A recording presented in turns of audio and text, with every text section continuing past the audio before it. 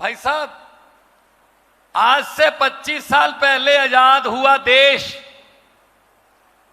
हम 75 साल पहले आजाद हुए। वो क्या कारण थे कि 75 साल आजाद हुए, 75 साल पहले आजाद हुए देश के लड़के लड़कियों को 25 साल पहले आजाद हुए यूक्रेन जैसे मुल्क में पढ़ाई करनी पड़ रही है? इसके बारे में कभी किसी ने कोई मिशन चलाया? ना। नारे लगवा लो जितने मर्जी, जहाज में भी लगवा लो।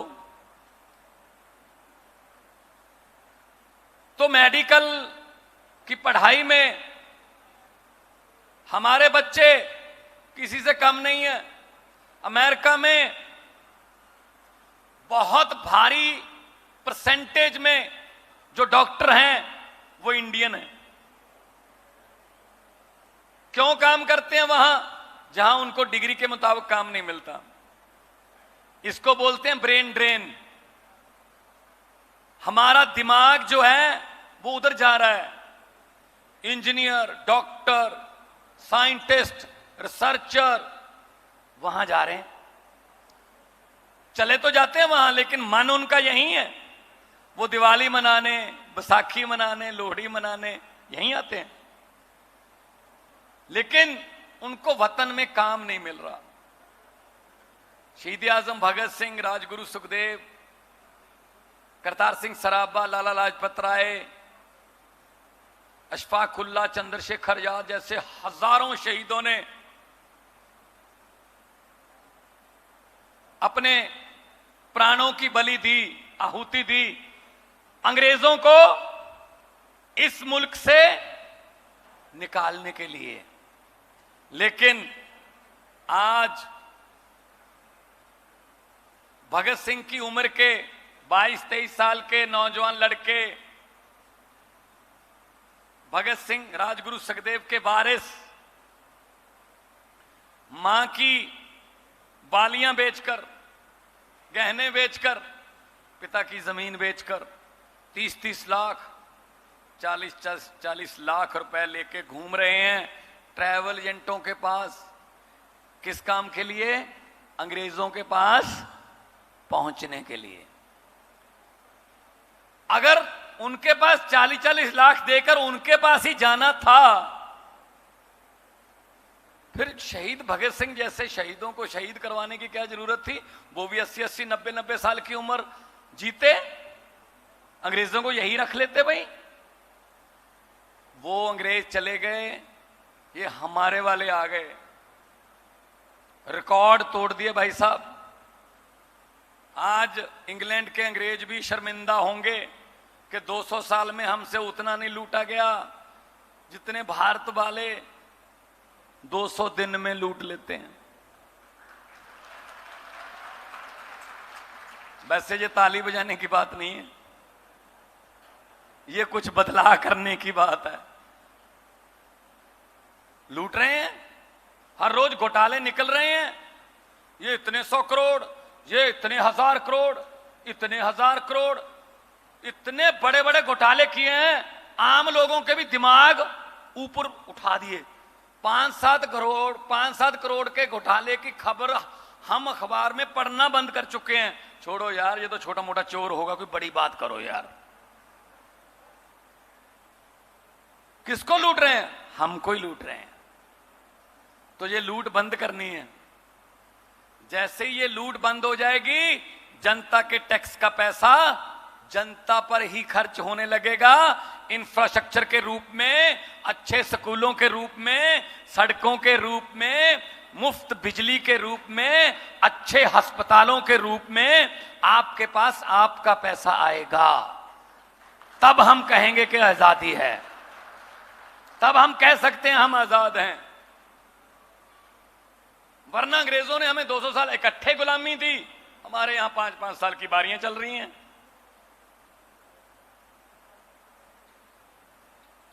तो सेहत के लिए आज ऊना में भगवान ना करे कोई बीमार हो जाए, इमरजेंसी हो जाए, कहां जाओगे जी? पीजीआई।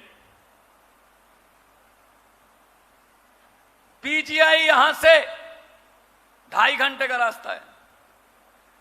उस 2.5 घंटे में कुछ नहीं कर पा रहे, सिर्फ दुआ कर सकते हो। यहां पे बहुत अच्छा हॉस्पिटल हो, जान यहीं पे बचे। और पीजीआई इतना ज्यादा क्राउडेड हो गया, हिमाचल, उधर से उत्तराखंड, हरियाणा, चंडीगढ़, पंजाब, जम्मू कश्मीर, पीजीआई के, मनीष जी, पीजीआई के फुटपाथ पर भी जगह नहीं मिलती। डॉक्टरों पर इतना बर्डन है। अब दिल्ली में अरविंद केजरीवाल सरकार ने मोहल्ला क्लिनिक बनाने शुरू किए कि छोटी सी बीमारी के लिए बड़े अस्पताल में क्यों जाएं।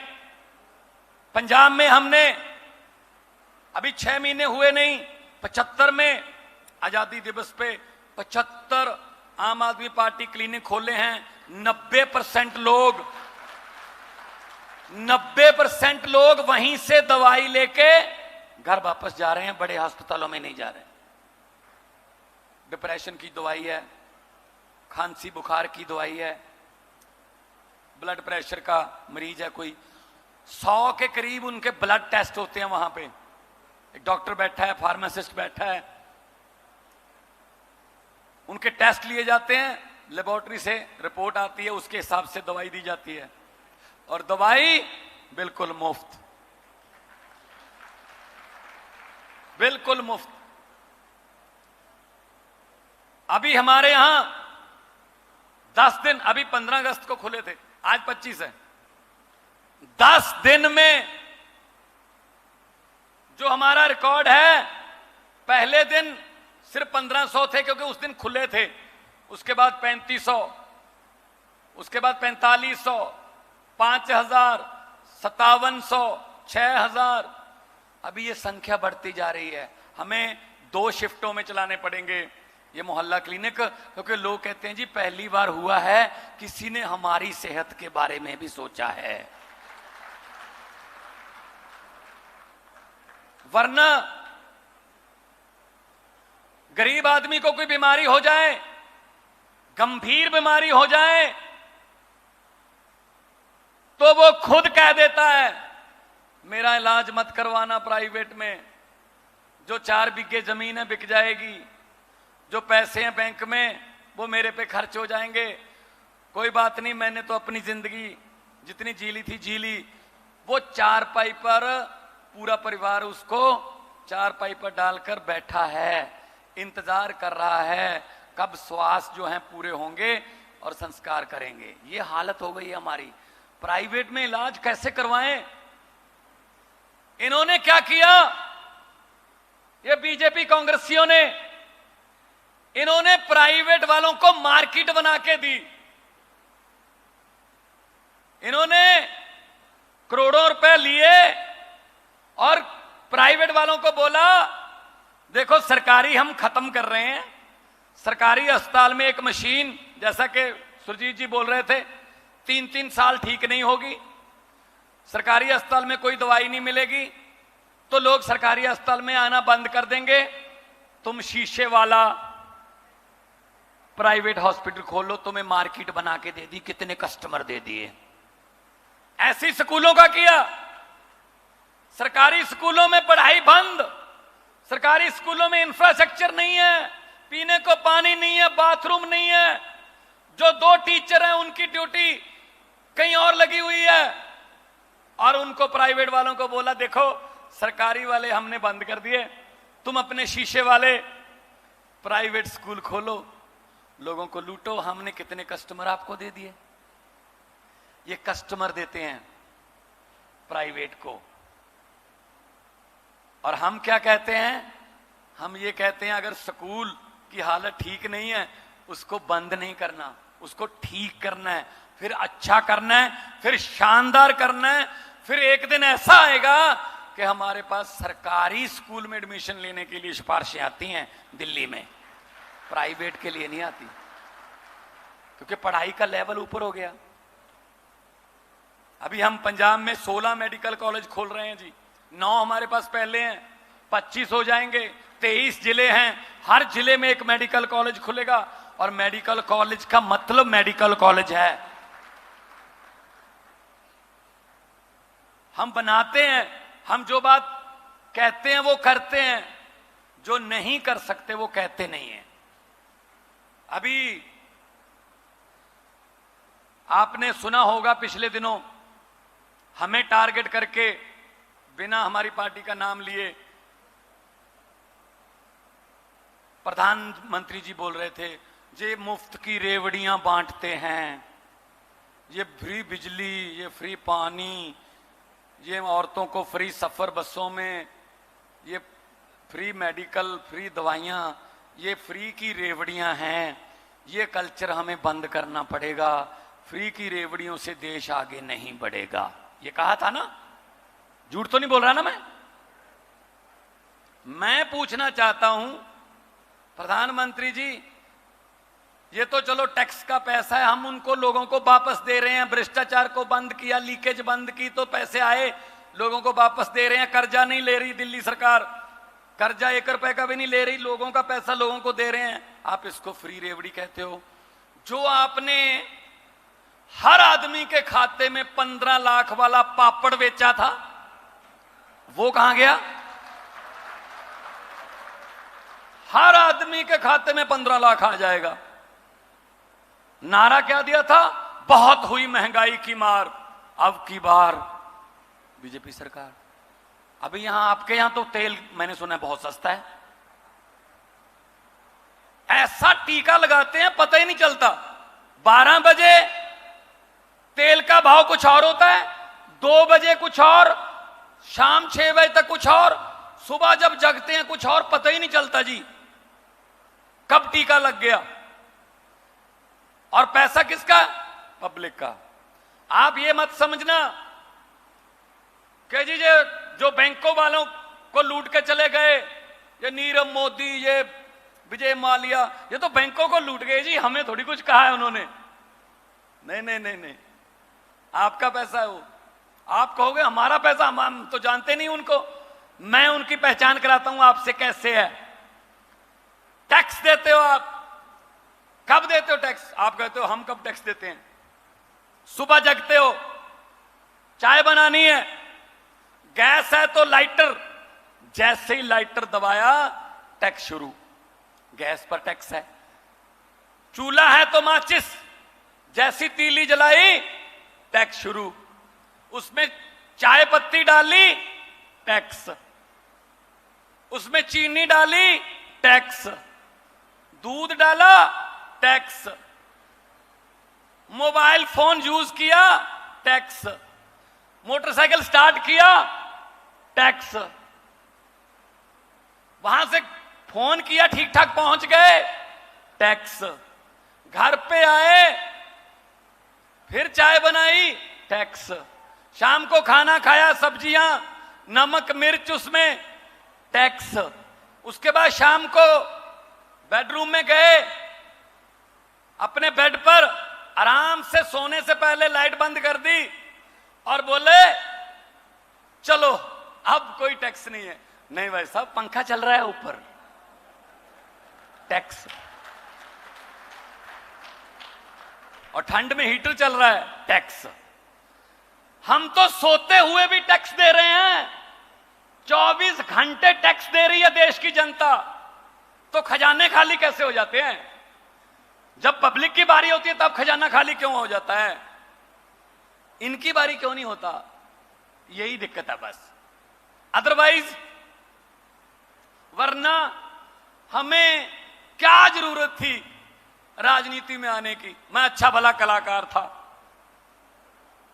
मनीष सिसोदिया जी बहुत बड़े पत्रकार थे, अरविंद केजरीवाल जी इनकम टैक्स में कमिश्नर थे, अफसर थे, कोई वकील था, कोई स्टूडेंट था, कोई डॉक्टर था, अपना अपना काम कर रहे थे। इन्होंने मजबूर किया हमें, तो हमने कहा जी अगर यही ठीक हो जाते तो हमें जरूरत नहीं थी। हमने कहा भी, अन्ना हजारे आंदोलन में यही कहा था, ये कर दो, मजाक उड़ाया, ऐसे कानून नहीं बनते, चुन कर आइए, सड़कों पर बैठने से कानून नहीं बनते, चुन कर आइए। तो पार्टी बना ली। पार्लियामेंट में मैं गया, सबसे पहले उसी का सामना हुआ। वो हार गया था,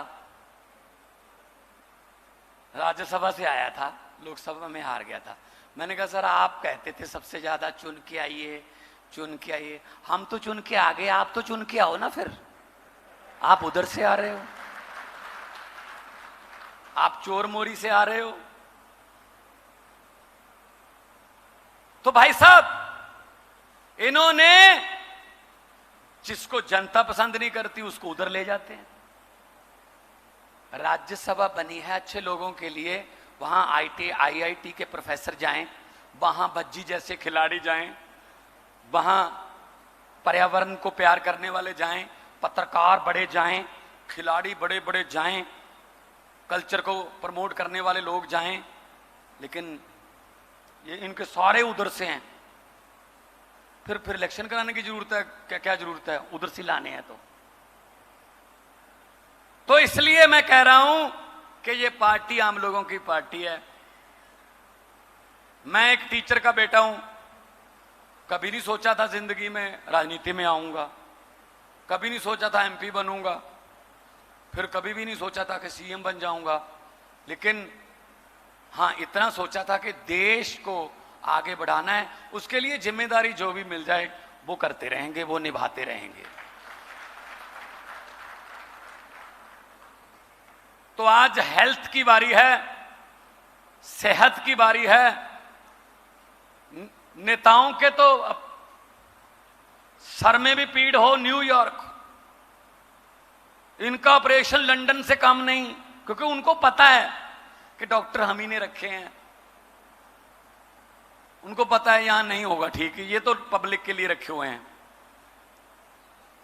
अच्छे हॉस्पिटल हों तो हमारे देश के नेताओं का भी यहीं पे इलाज हो ना। अगर उन्होंने बनवाए हों, बशर्ते के बनवाए हों, तो अच्छे हॉस्पिटल और डॉक्टर अच्छे हैं, डॉक्टर की काबिलियत की कोई कमी नहीं है, लेकिन माहौल तो मिले ना। अगर MRI की मशीन में से कबूतर के घोंसले मिलेंगे तो कैसे डॉक्टर इलाज कर देगा जी? अगर आपको एक्सरे बाहर से करवाना पड़ रहा है, 90% दवाइयां बाहर से लेनी पड़ रही हैं, तो डॉक्टर क्या करेगा उसमें? तो आज जैसा दिल्ली में कामयाब अरविंद केजरीवाल जी की अगुवाई में हेल्थ सिस्टम चल रहा है,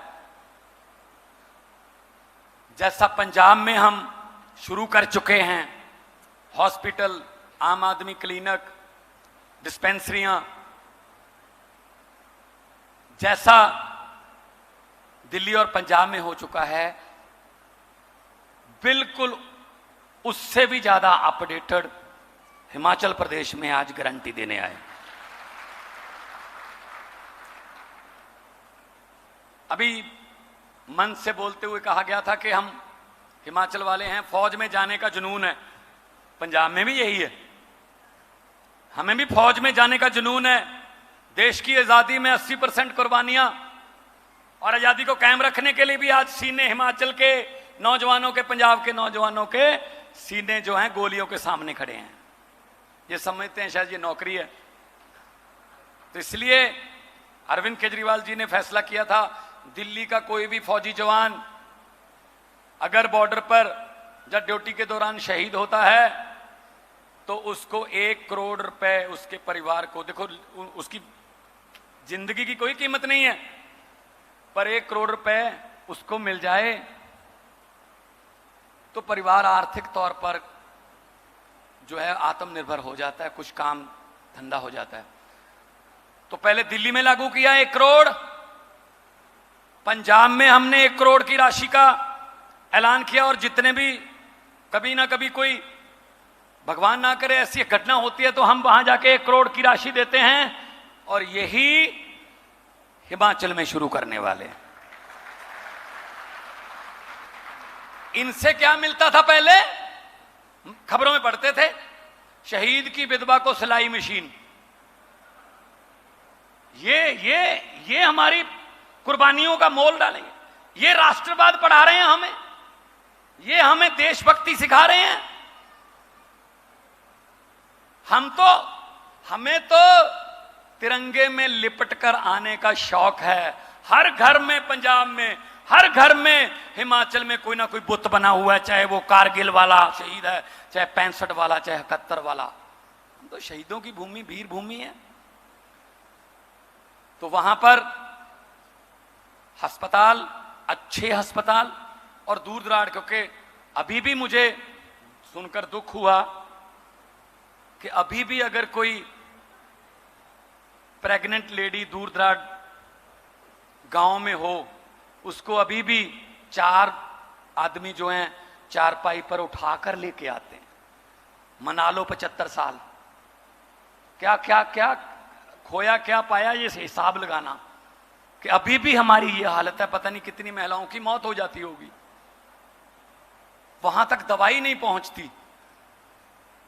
चांद पर कंट्रोल कर लिया अमेरिका वालों ने, मंगल ग्रह पर प्लाट काटने की तैयारी कर रहे हैं। हमसे हिमाचल के गांव तक नहीं पहुंचा गया अभी तक, वहां तक सड़कें नहीं बनी हमसे, वहां तक हमें दवाई नहीं पहुंचा सके, वहां तक हम पढ़ाई नहीं पहुंचा सके। ये आम आदमी पार्टी देश की पार्टी है, ये किसी राजनीतिक पार्टियों का या राजनीतिक लोगों का झुंड नहीं है। ऐसे इकट्ठे हुए हैं समाज से। आप भी इस पार्टी का हिस्सा बनो, आप भी इस मार्च का हिस्सा बनो, आप भी इस काफले का हिस्सा बनो। जिम्मेदारियां मिलती जाएंगी, निभाते चलो, तो इनकलाब जिसका हमने सपना लिया, जिसका शहीदों ने सपना लिया, वो जरूर आकर रहेगा। दोनों हाथ ऊपर उठाकर 2 नारे लगा दो, इनकलाब, वंदे भारत माता की। बहुत बहुत धन्यवाद, बहुत बहुत मेहरबानी।